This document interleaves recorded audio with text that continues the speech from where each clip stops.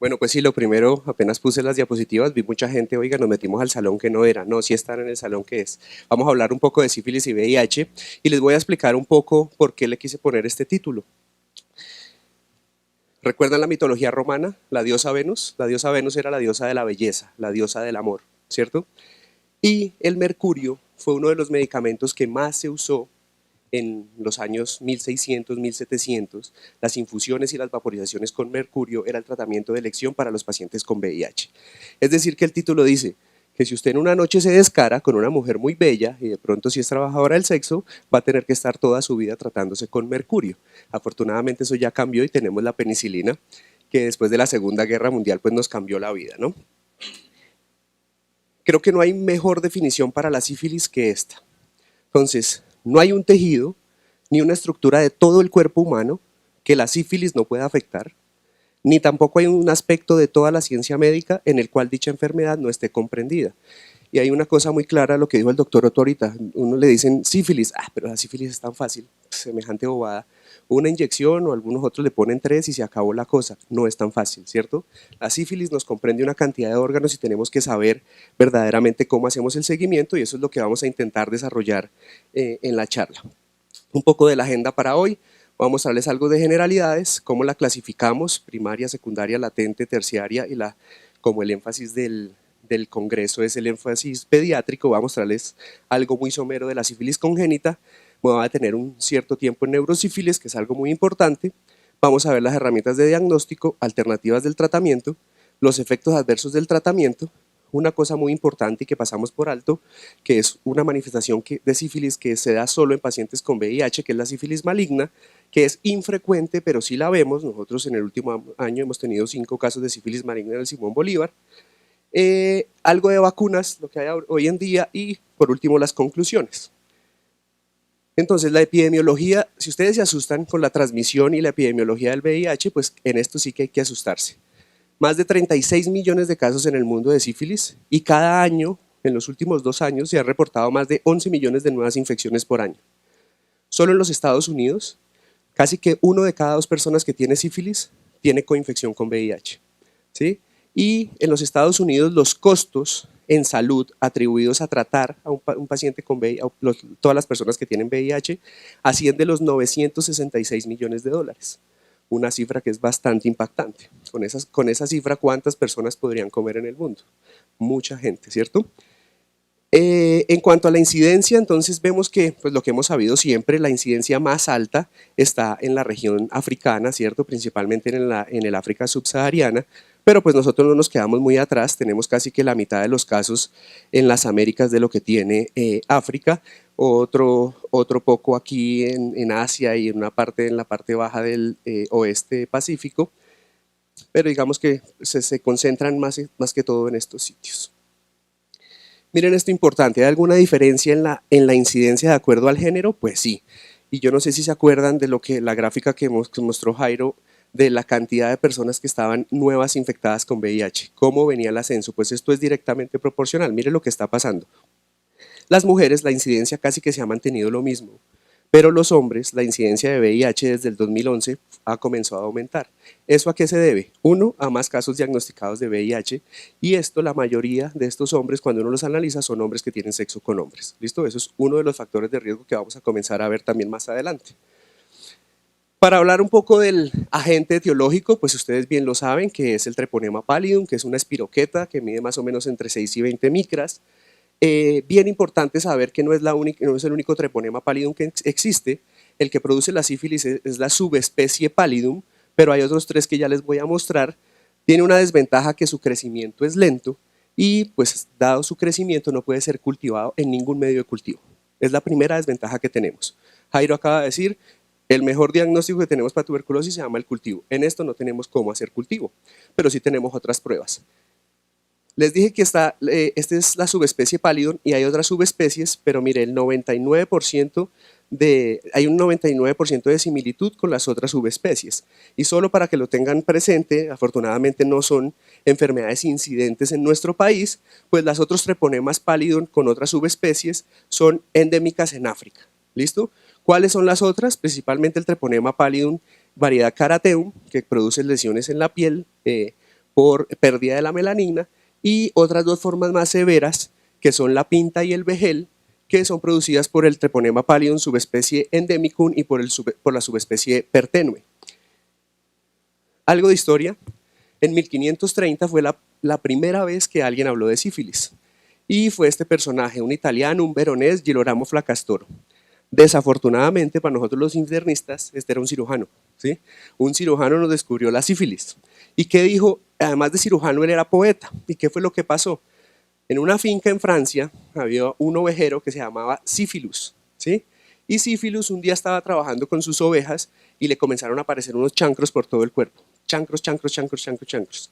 Girolamo Fracastoro, en uno de los poemas, decía que sí, pues acuérdense que en esa época, 1530, 1600, todavía se creía mucho en la mitología, ¿cierto?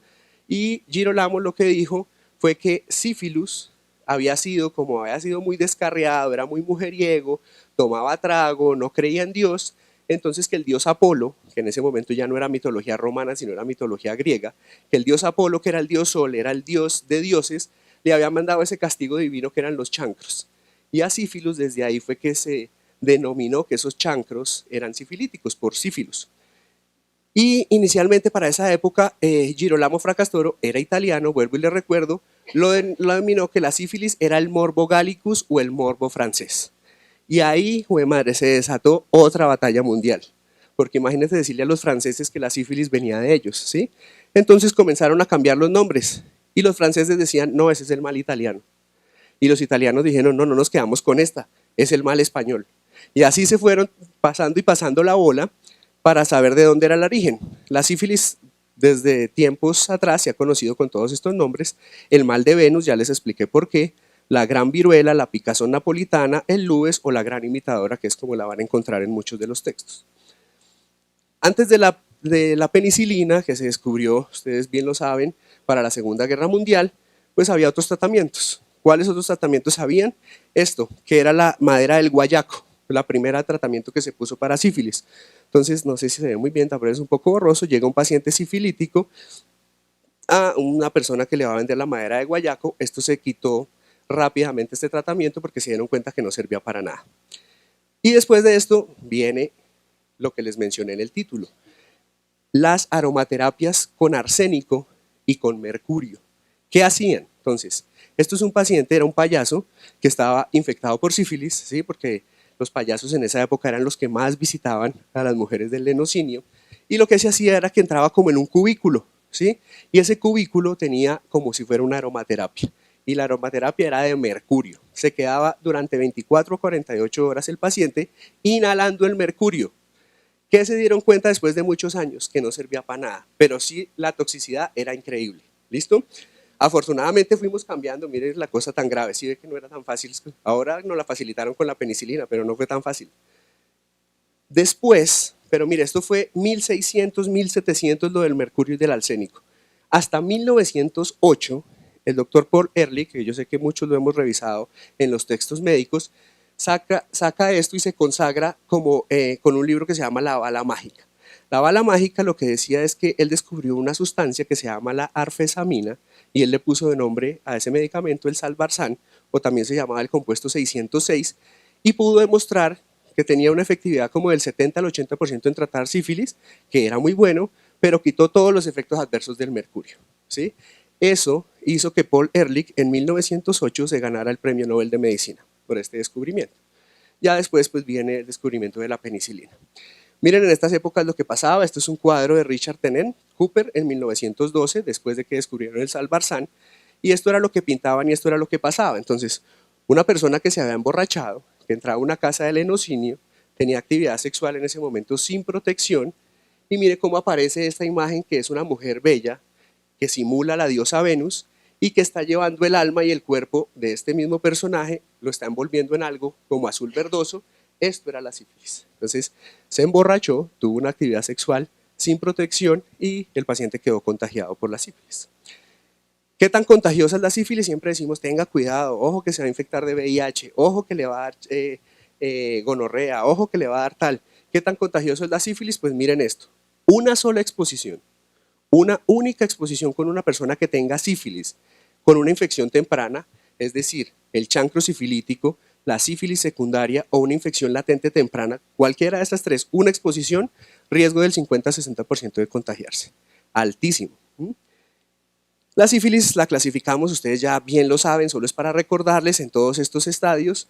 El primer estadio es la sífilis primaria, que lo característico es el chancro, ¿cierto? Que se produce más o menos después de 2 a 6 semanas de la inoculación.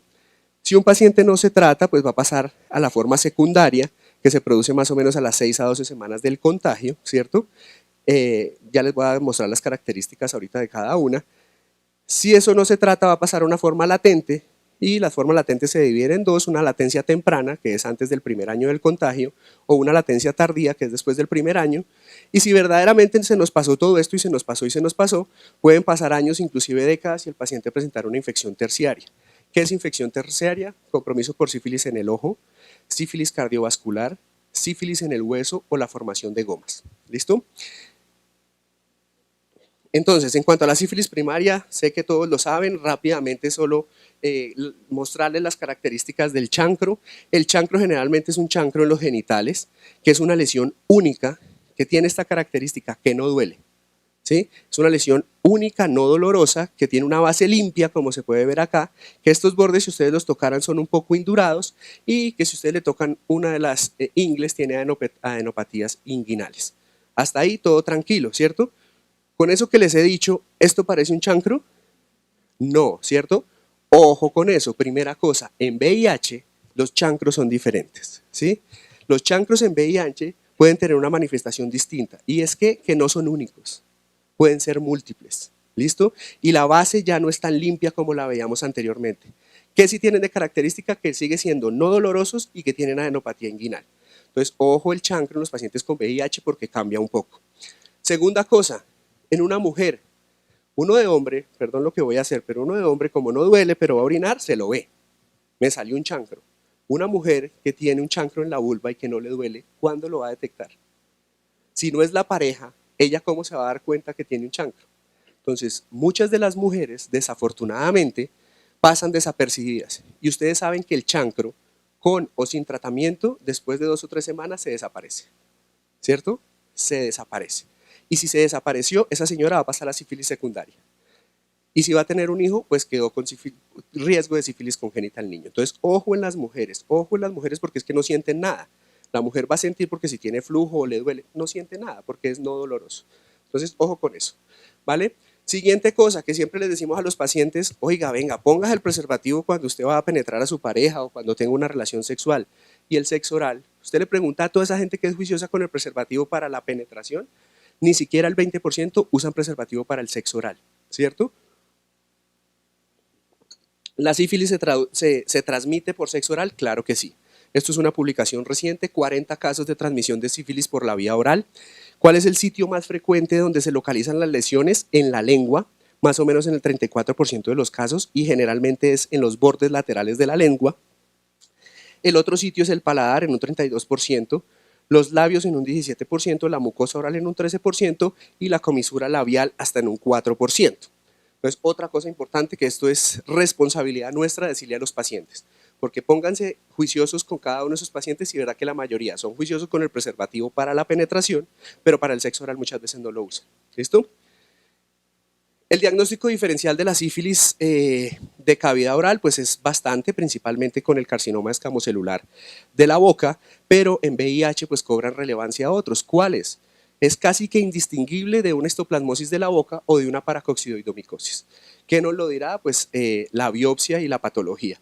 Otras infecciones como la candidiasis o las infecciones por herpes son los diagnósticos diferenciales más importantes. Si no tratamos bien la sífilis primaria, ¿cierto?, va a pasar a la forma secundaria. Vuelvo y le repito, la primaria con o sin tratamiento desaparece. La diferencia es que si usted le da un tratamiento a una primaria, no progresa, ¿cierto? Si no le da tratamiento a una primaria, va a progresar por las distintas fases. Entonces la secundaria, la sífilis secundaria tiene algunas características generales como fiebre, cefalea, adenopatía generalizada, es uno de los síndromes de linfadenopatía generalizada que uno tiene que pensar.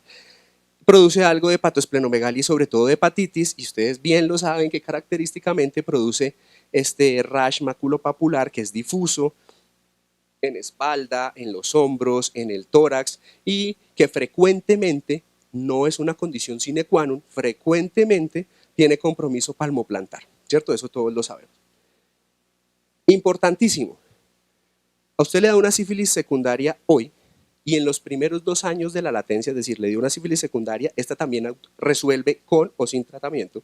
En los primeros 2 años de latencia, 1 de cada 4 pacientes va a volver a tener un episodio de sífilis secundaria si no lo trata. ¿Listo? Y del total de los pacientes de sífilis secundaria, 15 al 40% van a pasar a la forma terciaria, que ya les dije cómo se manifestaba. Les dije que la sífilis secundaria tenía compromiso con hepatoesplenomegalia y hepatitis, y no es infrecuente ver en nuestros pacientes con VIH que llegan con elevación de bilirrubinas, elevación de transaminasas y una serología positiva. ¿Es frecuente la hepatitis sifilítica? Pues sí, es muy frecuente, ¿sí? Esto es una revisión sistemática de reciente, esto acaba de salir, de 73 textos que muestran que la hepatitis sifilítica sí es frecuente y debemos pensarla, ¿cierto? ¿Cómo se manifiesta la hepatitis sifilítica? Generalmente hay una elevación de las bilirrubinas totales en un rango entre 5 y 10 más o menos. Las aminotransferasas, principalmente la ALT, alcanzan a ser entre 6 a 10 veces su valor normal y hay una elevación profunda de la gamma-glutamil transpeptidasa. ¿Quiénes están en riesgo o quiénes son los que más tienen predisposición a hacer una hepatitis sifilítica? Generalmente las sífilis tempranas, es decir, los pacientes que tienen sífilis primaria, sífilis secundaria o sífilis latente temprana y los hombres que tienen sexo con hombres. Les dije de neurosífilis, vamos a hablar un poquito bien adentro. Entonces, más o menos del 4% de los pacientes que tienen sífilis pueden presentar neurosífilis. ¿Cómo se va a ver la neurosífilis? Entonces, generalmente si usted le hace una punción lumbar, el líquido va a tener unas características precisas, que es una pleocitosis, es decir, aumento de los leucocitos, que generalmente tiene que estar más de 20 leucocitos, con un predominio que es linfocítico y que tiene una hiperproteinorraquia que no es tan alta, y pues el gol estándar que tenga una prueba no treponémica positiva en el líquido, ¿cierto? Pero ojo con esto, paciente joven que tiene un accidente cerebrovascular de causa desconocida, por favor háganle una prueba de VIH y háganle una serología de sífilis. La sífilis es el principal agente etiológico de los ACV de etiología desconocida en persona joven. Y lo otro es que puede haber un compromiso ocular, entonces muchas veces se nos olvida, entonces serología positiva, denle una dosis de penicilina o 3 y chao el amigo, no se le olvide la sífilis ocular, llamen al oftalmólogo y mire si tiene panuveitis o no. Eso está fácil para el paciente con VIH que tiene algún síntoma neurológico y uno le hace punción lumbar, pero el problema es el paciente con VIH que tiene una serología positiva en sangre y no siente nada en la cabeza. ¿Hay que hacerle una punción lumbar? ¿Sí o no? Pues vamos a mirar. Esto es uno de los estudios más grandes que han salido, es en Baltimore, cogieron 230 pacientes con neurosífilis asintomáticos, no sentían nada, ni cambios oculares, no tenían dolor de cabeza, no habían convulsionado, nada, asintomáticos. Y les hicieron punción lumbar. Pues encontraron que de esos 230, el 18% de los pacientes tenían neurosífilis asintomática, ¿cierto? Y en el análisis de subgrupos comenzaron a ver, oiga, pero ¿quiénes están más en riesgo? Entonces, con una P estadísticamente significativa, los de mayor riesgo son estos. Tener un bajo conteo de CD4, que eso bien lo sabemos, por debajo de 350 células. Tener una prueba no treponémica elevada, por encima de 32 diluciones. Y este es el más importante. No estar en tratamiento para el VIH o estar en tratamiento, pero no haber logrado la supresión virológica. Entonces, si usted tiene un paciente con una serología en sangre, que tiene VIH primero, que tiene una serología en sangre por encima de 32 diluciones, o que su CD4 está por debajo de 350 y que no está en tratamiento para el tratamiento antirretroviral, ojo, debería hacerle una punción lumbar. Entonces, hoy en día se habla de esto, las indicaciones de punción lumbar en VIH. Pues si tiene signos neurológicos, pues fácil, si hay compromiso ocular.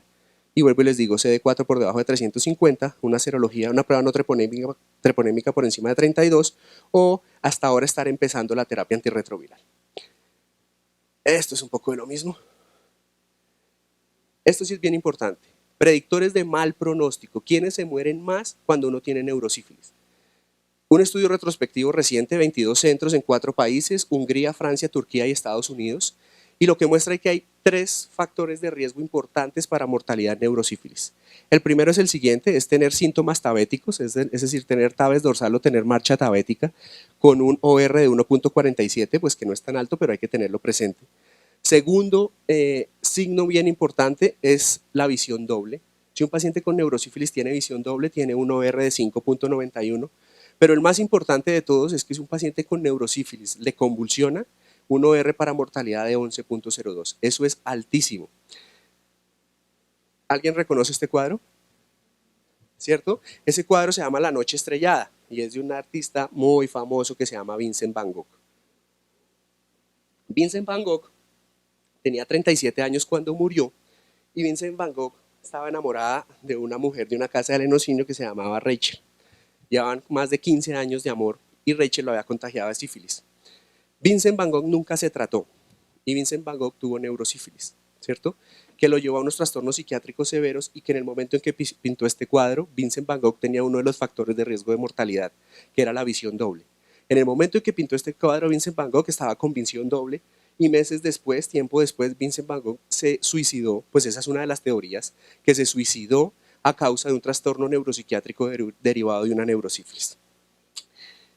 Rápidamente, como vuelvo y les digo, el tema es con énfasis en pediatría, no es mi campo, pero les traje algo de la sífilis congénita.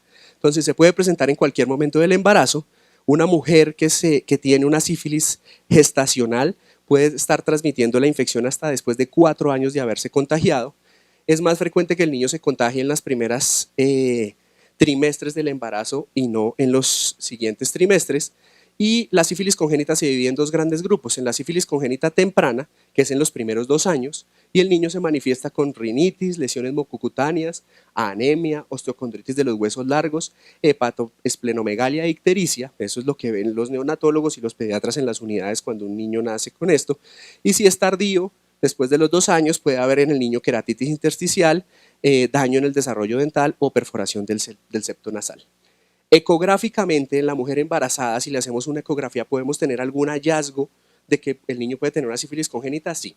Entonces, ¿qué? Cogieron todos los pacientes con sífilis congénita y vieron que era lo frecuente en una ecografía obstétrica. Entonces, lo más frecuente es una hepatomegalia en el niño con un 80%. Miren esto importante, anormalidades del flujo de la arteria cerebral media, ¿cierto? Hasta en un 33% de los casos. Placentomegalia en el 27% de los casos, polidramnios en el 12% y ascitis en el 10%. Listo, ahora sí, ¿cómo diagnosticar la sífilis? Otro punto, entonces vuelvo y le repito, no hay cultivo, ¿cierto? No se puede cultivar. Tenemos una de las pruebas iniciales que podemos hacer es un frotis directo y hacerle un campo oscuro para visualizar directamente el treponema. O hay unas pruebas que son no treponémicas, que son antígenos de lecitina, colesterol y cardiolipina, que reaccionan con anticuerpos del treponema, ¿cierto? Y de ellos conocemos varios, el BDRL, el RPR y el TRUST. O las pruebas treponémicas, que tiene una sensibilidad y especificidad cercana al 100%, y de ellos el que con más relevancia usamos es el FTABS. Pero de todo eso, ¿qué escoger? Entonces vamos a ver qué es lo que hacemos. Entonces, día 0 se infecta uno. ¿Se infecta uno? No se infecta un paciente, ¿cierto? Día 0. En los primeros 15 días no hay ninguna prueba que podamos hacer, excepto un frotis directo para hacerle un campo oscuro. En los primeros 15 días de una infección, pues no tienes, le puedes pedir, le sale un chancro, es que me contagié anteayer, le pides una serología de sífilis negativa y le pides una FTABS negativa. Ah, no es sífilis, mentira, sí era una sífilis, pero lo cogió cuando lo había hecho seroconversión. Entonces, si se pudiera, hágale un campo oscuro en las primeras 12 semanas.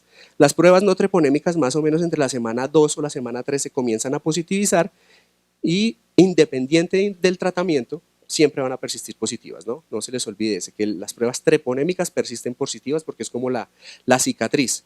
Y las pruebas no treponémicas, como el RPR o el BDRL, más o menos entre la semana 3 o la semana 4, se comienzan a elevar. Si usted no le da tratamiento, pues van a persistir positivas. Y puede pasar con el tratamiento que ocurran 2 cosas, que usted le da tratamiento efectivo y el paciente cero revierte, es decir, se vuelve negativo, la prueba no treponémica la vuelve negativo, o en un 15% de los pacientes usted lo trata efectivamente, pero permanecen seropositivos, ¿cierto? La serología sigue siendo positiva y ahora vamos a ver qué hacer con eso. 2 o 3 esquemas de diagnóstico que uno pudiera usar. El tradicional, que es el que todos conocemos, que es hacerle una prueba no treponémica, ¿cierto? Si esa prueba está negativa, pues descartamos sífilis. Si esa prueba está positiva, le hacemos una prueba confirmatoria y si esa confirmatoria está positiva, pues confirmamos que el paciente tiene sífilis y lo tratamos. Pero hoy en día nos estamos yendo hacia los esquemas reversos, que es comenzar con una prueba treponémica, ¿cierto? Si la prueba treponémica es negativa, pues no lo tratamos. Si es positiva, le decimos al paciente, ¿usted alguna vez se ha tratado para sífilis? Si le dice, no, es que nunca me he tratado, pues trátelo. Si sí ha tratado alguna vez, hágale una prueba no treponémica y si es positiva esa no treponémica, trátelo. Un estudio que comparó estos dos esquemas que le estoy diciendo y otro adicional. Entonces, quiso comparar el algoritmo tradicional, es decir, primero una no treponémica, después una treponémica, algoritmo reverso, una prueba treponémica y después una no treponémica, y un algoritmo que se utiliza en Europa que son dos pruebas treponémicas, ¿cierto? ¿Qué se vio en el estudio? Cogieron pacientes con y sin VIH.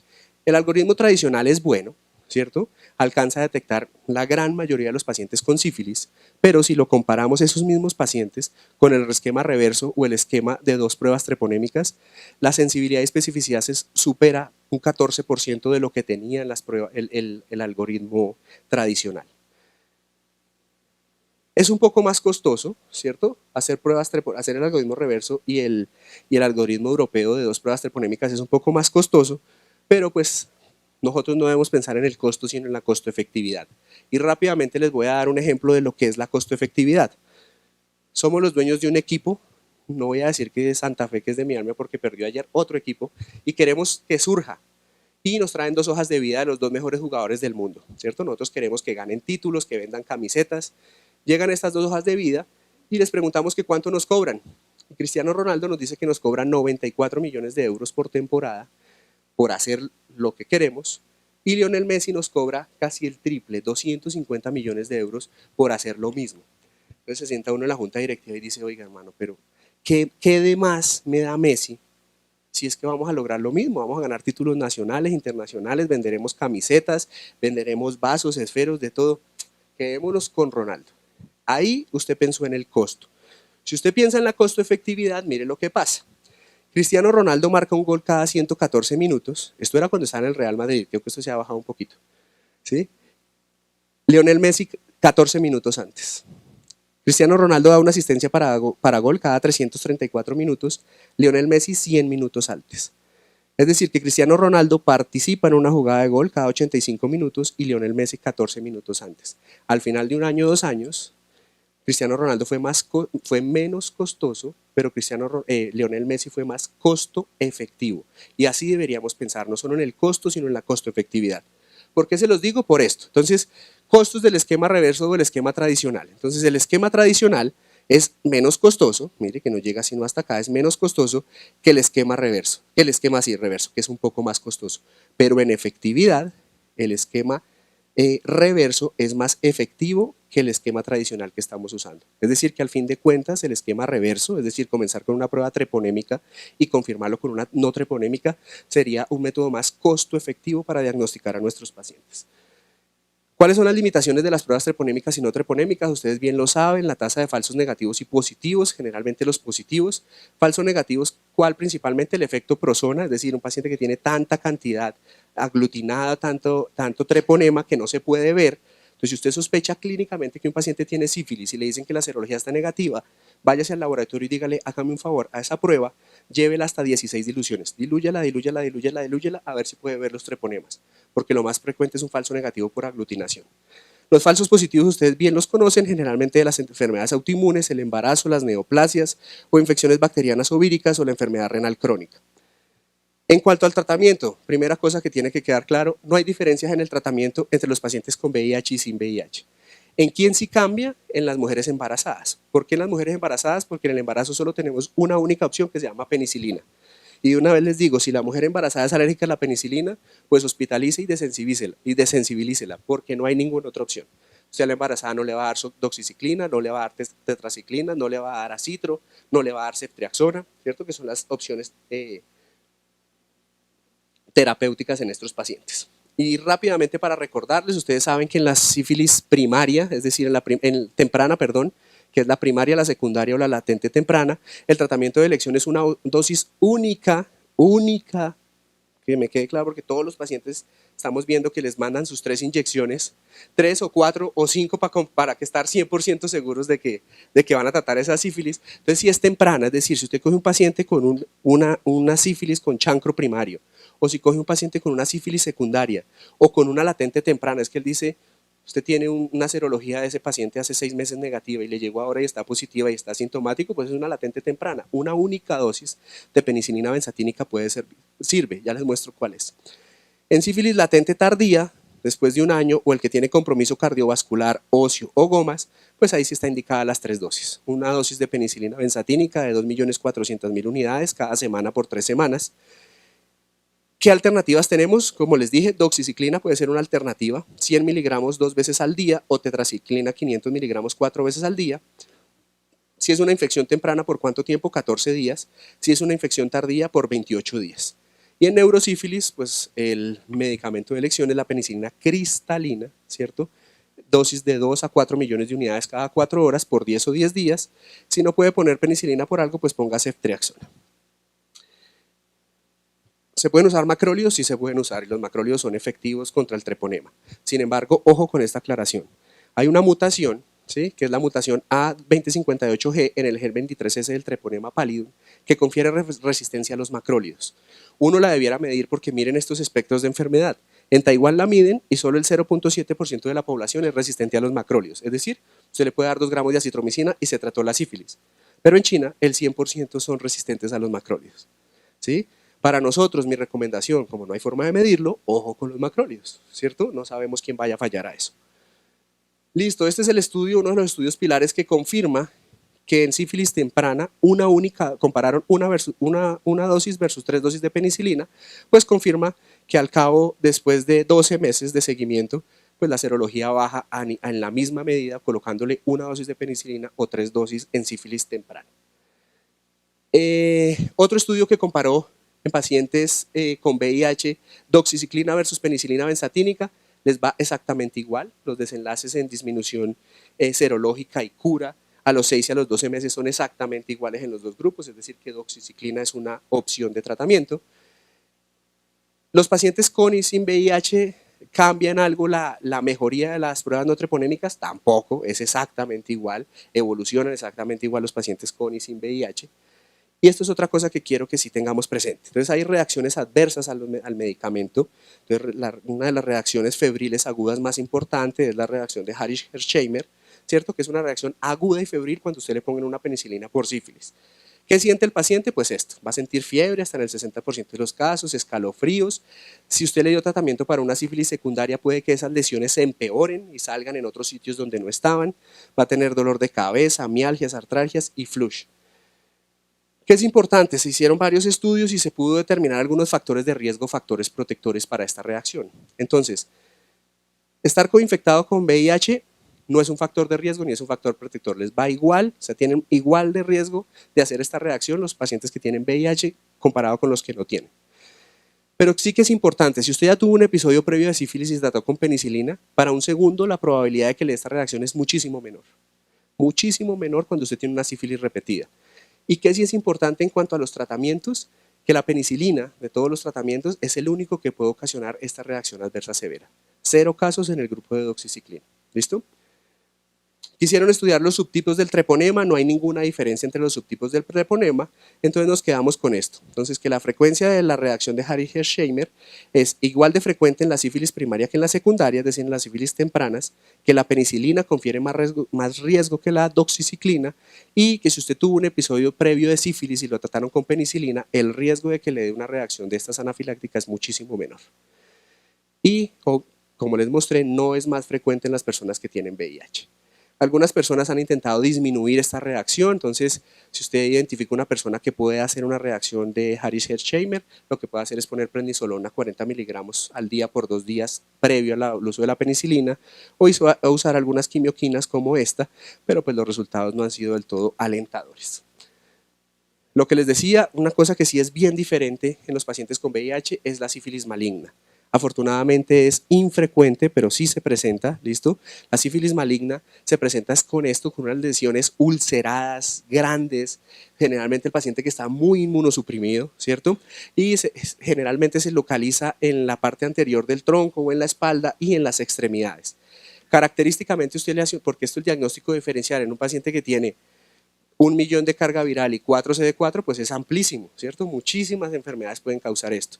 Entonces usted lo debiera llevar a biopsia y en la biopsia lo característico es encontrar un infiltrado perivascular de células plasmáticas y formación de granulomas de células gigantes y epitelioides.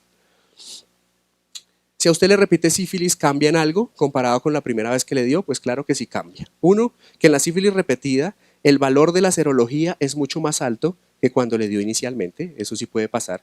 Y segundo, que en la repetida hay más probabilidades que con el tratamiento usted permanezca seropositivo y no logre convertir esa prueba no treponémica.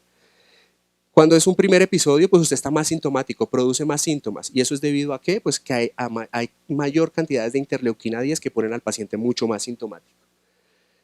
¿Cómo se define la respuesta al tratamiento? Entonces, cura es que usted tiene un paciente diagnosticado con sífilis, le pone el tratamiento de elección y después la serología, después del tiempo, pues se lo revierte completamente.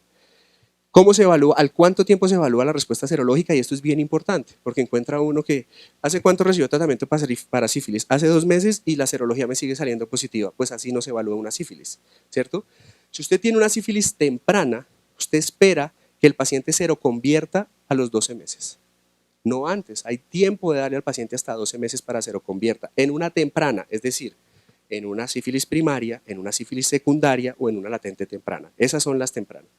Si usted tiene una sífilis tardía, es decir, la latente tardía generalmente, ¿sí? O la sífilis cardiovascular, hasta los 24 meses tiene chance de esperar. Entonces, por favor, no hagan serologioterapia, que es pida BRL cada 2 meses y además los va a confundir. Inició con 16 y a los 2 meses 64. ¿Eso qué le indica? Nada. ¿Qué va a hacer el paciente? Asustado. Consulta a otro infectólogo particular, va a otro sitio, se enreda, le dice a la mujer o a la pareja, usted me engañó y me volvió a infectar. O sea, es un desencadenante de malas cosas, ¿vale? Por más de que usted haga el tratamiento juiciosamente, hay un 12%, entre un 12 y un 15% de lo que les decía que son no respondedores. Esos no respondedores son los que no logran bajar ese título de serología 2 diluciones o 4 veces el valor inicial y esa es la forma de evaluarlo. Entonces, ¿cómo es una respuesta? Si usted arrancó con 64 diluciones y es una sífilis temprana, divida eso en 4 para que no se enrede en la vida, que eso es bajar 4 veces. 64 dividido 4 da 16. Al año, ese paciente, si tiene 16 diluciones o menos, fue efectivo el tratamiento. ¿Listo? Miren el valor basal, porque muchas veces me ha pasado que llegan serologías positivas de 16 diluciones, dele retratamiento. Usted va y mira el historial y arrancó con 128 o con 256. O sea, está muy bien tratado. El seguimiento se hace con la serología al inicio y la serología después de 1 o 2 años. En cuanto al tratamiento antirretroviral en los pacientes que tienen sífilis, pues no deberá retardarse, no tiene ningún problema, ninguna contraindicación, póngalo tempranamente. Y pues últimamente está en desarrollo la vacuna contra treponema. ¿Por qué? Por lo que les decía, de esos 966 millones de dólares que se gastan anualmente en el cuidado de una sífilis, mire que casi el 80 al 90% es dedicado a las personas que tienen sífilis y VIH. Pero más allá de estos costos, mire lo que pasa. De todas las enfermedades de transmisión sexual, la sífilis es la que tiene mayor tasa de discapacidad de todas las ITS. Y más importante, mire lo que pasa, años perdidos, cálculo de años perdidos, 8.71 millones de años perdidos por infecciones por sífilis. Esto está arrastrado casi que todo por la sífilis congénita, ¿cierto? ¿Qué se ha hecho? Inmunizar a ratones. Escogen un ratón, lo contagian con el treponema y una vez esté contagiado y haga su lesión inicial, lo que hacen es ponerle una lipoproteína que es la TP071 y lo que se hace es que se previene la diseminación. O sea, ese paciente ya se contagió pero no va a esparcirlo ni a regarlo con nadie más. Para terminar, como conclusiones de toda esa cháchara que hablamos, entonces, alta incidencia a nivel mundial de la sífilis. Ojo, 99% del treponema pallidum, subespecie pallidum, es igualito a las otras subespecies, es decir, es indistinguible de los otros treponemas. Una única exposición sexual en formas tempranas, no se les olvide, riesgo de contagio altísimo, 50-60%. Los chancros generalmente son únicos y indoloros, pero ojo, no se les olvide los chancros múltiples en los pacientes con VIH, que eso es bien diferente, y la presentación de formas atípicas como la sífilis maligna en VIH. No olvide educar a los pacientes que también existe la transmisión oral, eso es bien importante y eso no es deber de ellos, eso es deber nuestro y a nosotros se nos está pasando. Les decimos, se pone el condón, pero la forma oral, la transmisión oral no la estamos educando. No se les olvide, personas jóvenes con accidente cerebrovascular, sospéchelo, pida serologías de sífilis y exámenes de VIH. Cuando realizar la punción lumbar en neurosífilis asintomática, si su paciente con VIH tiene menos de 350 células, una serología no treponémica por encima de 32 diluciones o no ha iniciado tratamiento antirretroviral. Pareciera que el esquema reverso tiene mejores desenlaces, acuérdense lo que les mostré, es más costo efectivo que el esquema tradicional, se nos van a escapar menos pacientes. La penicilina va a ser el pilar del tratamiento, pero hay alternativas, les mostré doxiciclina, ceftriaxona, tetraciclina, acitromicina, bien abajo, excepto en la embarazada. No tienen otra opción sino ponerle penicilina y desensibilizarlo. Los macrólidos, no se les olvide lo de la mutación. La respuesta serológica, eso es lo más importante. Si ustedes se graban esto, pues imaginen la cantidad de costos y de problemas que metemos a los pacientes. En sífilis temprana, la respuesta serológica se evalúa a los 12 meses y en tardía a los 24 meses. Analice bien al seropositivo. La mayor parte de estos pacientes que son seropositivos y están asintomáticos no requieren un retratamiento para la sífilis. Y lo del proceso de vacunación que está en proceso. Por último, sí afortunadamente nuestro padre de la medicina, William Osler, dijo una de las cosas más sabias, que si uno conoce la sífilis en todas sus manifestaciones y relaciones, así conocerá todos los detalles de la medicina. Y eso era todo, muchísimas gracias.